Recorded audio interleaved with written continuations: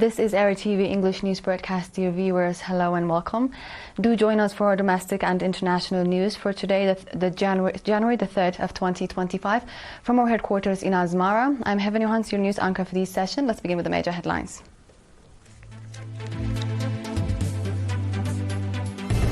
Activity assessment meeting of PFDJ organization. Monetary contribution to Association of War Disabled Veterans. Security Council welcomes 5 new non-permanent members.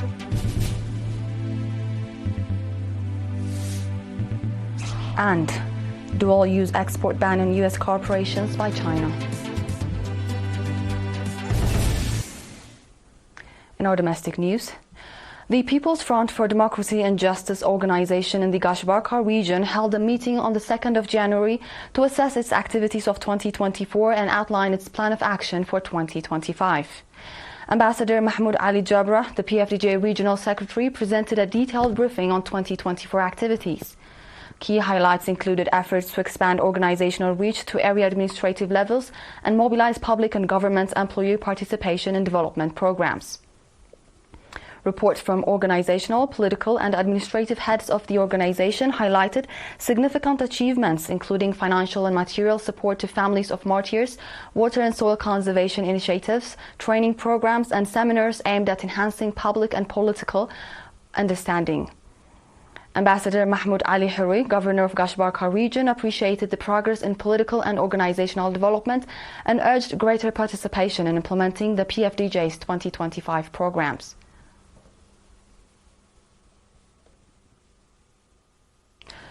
Diaspora nationals have extended monetary contribution to the National Association of Eritrean War Disabled Veterans. Members of the ERi-TV Association contributed 132,000 nakfa, while members of ERi-291 contributed 8,000 nakfa and a video camera. Similarly, the Eritrean nationals in Israel provided 30,735 nakfa, while the Eritrean embassy in Israel sent 836,100 nakfa to the association. Additionally, Eritrean youth in Munich, Germany contributed 32,100 nakfa.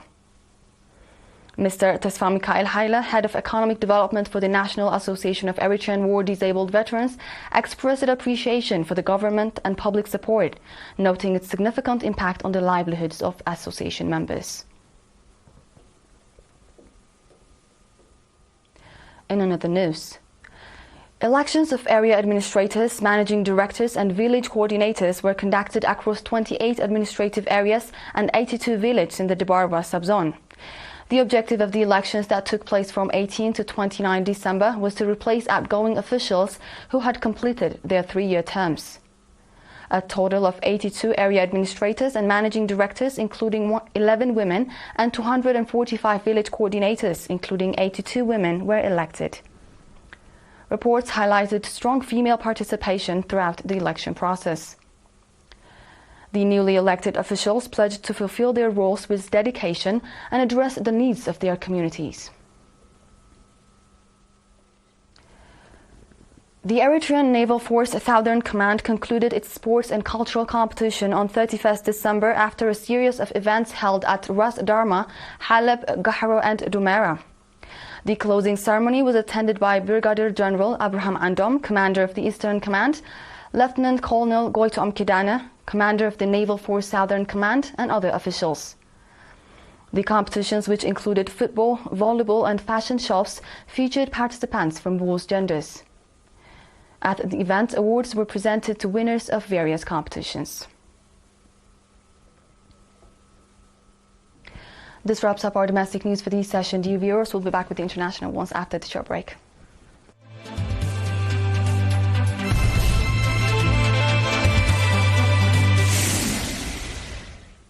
Welcome back. The Security Council welcomed Denmark, Greece, Pakistan, Panama and Somalia as the 5 newly elected non-permanent members for the 2025-2026 term yesterday. Speaking at the flag installation ceremony for the newly elected members, Denmark's Ambassador Christina Marks highlighted the pressing challenge of today's world. She pointed to ongoing conflicts, climate disasters and humanitarian crisis as evidence of profound global uncertainty. Greece's ambassador, Evangelos Sekris, stated that his country looks forward to acting as a stabilizing factor while contributing to restoring the true meaning of the principle of the peaceful resolution of disputes.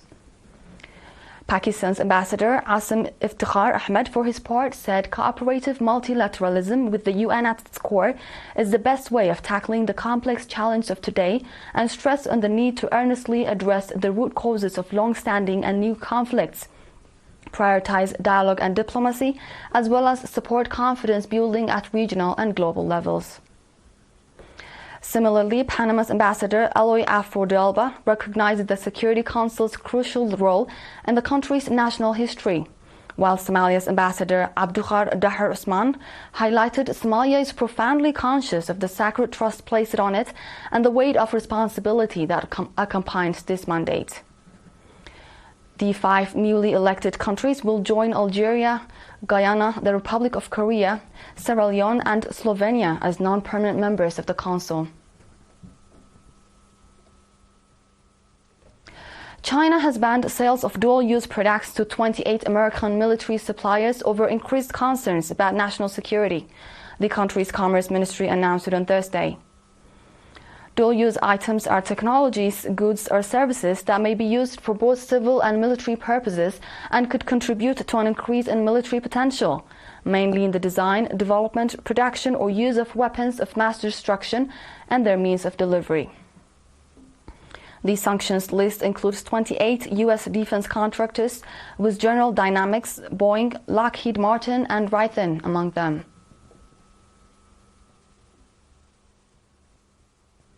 In today's final report, Vietnam's capital Hanoi was engulfed with thick smog today, with residents facing concerns due to the increased pollution levels. Air quality levels in Vietnam's capital were rated hazardous with an air quality index score of 305 at one point today, according to live rankings kept by IQ Air, which tracks pollution levels in cities across the world. The thick smog is mostly caused by heavy traffic, trash burning and industrial activities, which has significantly reduced early morning visibility in the capital city streets over the past few weeks. Vietnam's health authorities have therefore informed residents to become extra cautious in their everyday activities. With this, we conclude our news for this session. Dear viewers, time for a quick recap of the major headlines.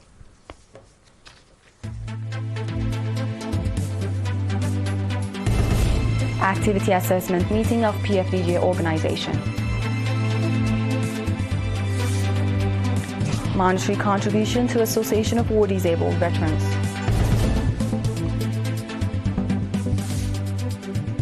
Security Council welcomes 5 new non-permanent members. And dual-use export ban on U.S. corporations by China. This was The World on Friday with ERi-TV English news broadcast. Dear viewers, thanks for joining and have a good weekend.